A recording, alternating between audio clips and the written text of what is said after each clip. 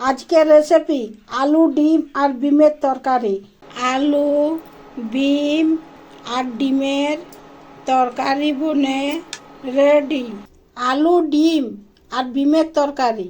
আলু ডিম আর ডিমের তরকারি বানার জন্য প্রথমে ডিম আর আলুকে সিদ্ধ করে নেব।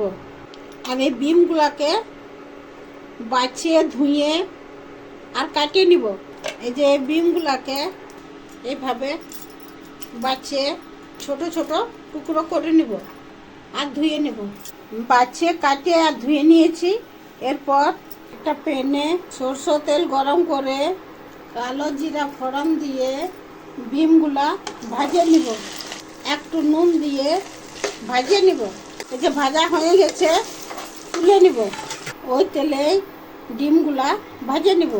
একটু হলুদ দিয়ে ডিমগুলা ভাজে নিব। ডিমগুলা ভাজা হয়ে গেছে তুলে নেব। ওইটাতে আর একটু তেল দিয়ে জিরা, শুকনো লঙ্কা, তেজপাতা,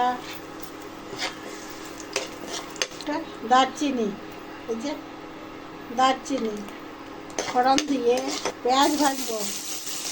পেঁয়াজ ভাজা হয়ে গেছে।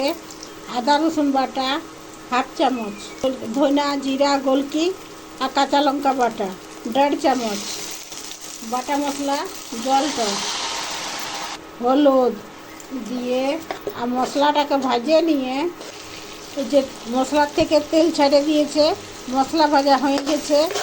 এরপরে সিদ্ধ করে রাখা আলুকে ছুলে কাটিয়ে নিয়ে এই মশলা ভাজার সঙ্গে দিয়ে পরিমাণ মতো নুন দিয়ে 2 থেকে 3 মিনিট ভাজিয়ে নিয়ে জল দিয়ে ভাজিয়ে রাখা ডিমগুলো দিয়ে আর এই ডিম ভাজাগুলো দিয়ে ঢাকুন দিয়ে 5 মিনিট সিদ্ধ করে নিব। 5 মিনিট সিদ্ধ করে নিয়ে ঢাকুনটা খুলে একটু গোটা গরম মশলা বাটা দিয়ে মিক্স করে আঁচটা বন্ধ করে দিয়ে আর ধনিয়া পাতা দিয়ে নাভাই আর বাটে নিব। আলু ডিম আর ডিমের তরকারি বনে রেডি। ভাত, ডাল, পেঁয়াজ আর আলু ডিমের তরকারি